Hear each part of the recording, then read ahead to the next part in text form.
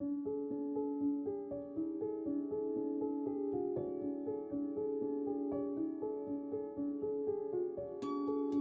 know, just being open and honest to a youth, I didn't get that, you know, going through the system.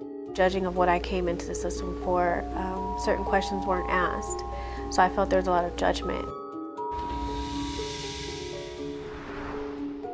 The core practice model is a set of tools or skills for social workers rather than an end in itself.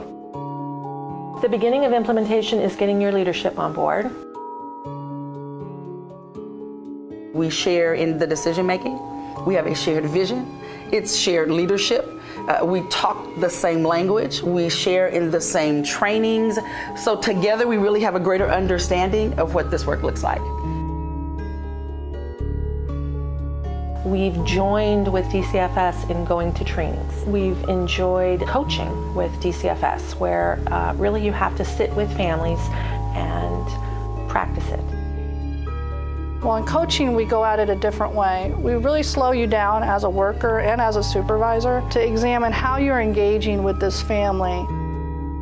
Doing this whole thing together, it just seems like they're asking those right questions to get those, you know, issues resolved, and to wanting to know the parents and not judge them for what they came in for. I'm just asking those simple questions of, what's your story? I think it puts the focus on the actual people that we're working with, which is the children, the parents, the family, the support system. I think staff like the fact that families don't feel defensive. And I think when families feel defensive, they tend to lash out at social workers as well as DMH staff. And I think that has sort of been the relational norm between DCFS and the families, because families think, okay, here comes DCFS, they're coming to take my kid. I was talking to a runaway worker, and she said, you know, I really think this practice is making me a better parent to my young kids, and being able to see that model the behavior in our lives. Just imagine what we're doing in the community and the other avenues that we do outside of DCFS as well. I love the positive feedback we can bounce off of each other from a parent's perspective and also from a worker's perspective. How I think it's changed is I've changed the way that I look at a situation. I sit there and I take time to listen to someone's story. We've teamed differently as an administrative group. All of us have embraced the philosophies of teaming with each other.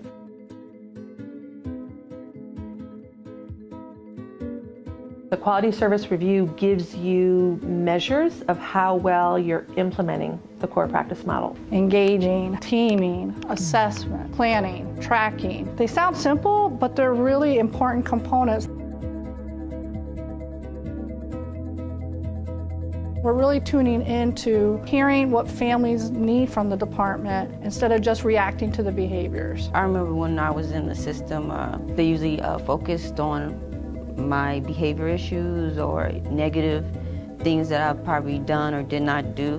We talk a lot about underlying needs, what's going on at home, the possible abuse, the behaviors, what is leading to those issues or those problems. Looking at the families not as being difficult or resistant, but being able to really look at some of that underlying stuff that's happening for them. Families really buy into this model. They don't feel attacked, they don't feel judged, they don't feel directed or instructed. They feel as though they're part of this process. What is it that you think about the process? And they said, you know, we were surprised that we got to tell our story and that how it was different because I was able to say, I need A, B, C, and D, as opposed to you telling us what to do. It's about working with that child and their family. It's about integrating them into the process. When social workers work cooperatively with families, families are more likely to take the services that we have to offer and ultimately be referred fewer times, have less recidivism. The heart of the core practice model is really, for me, the creation of the team, which brings people together on the same page. They can call the social worker, or that they can call somebody on that child's team to be able to talk about a need, and that there's an immediate response, because for our kids and our families, it's urgent. Families report that when they go into a child and family team, they feel more respected, They feel more understood. They feel part of the process. We did a family team meeting and a youth was there. She was around 11 years old. A lot of people in the room that really cared for her, and she was part of the process. Social worker wasn't just doing her goals for her. She was able to say, this is what I want.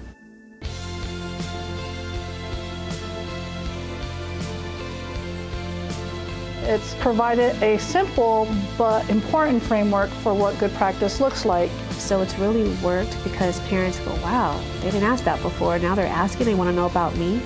Implementing this core practice model correctly, effectively, efficiently, I think we'll see in the long run there'll be a reduction in the number of cases, the number of families coming into DCFS.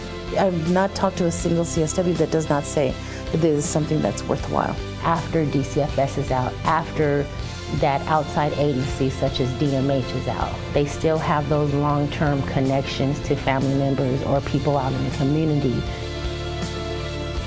I really think that we are on the right path.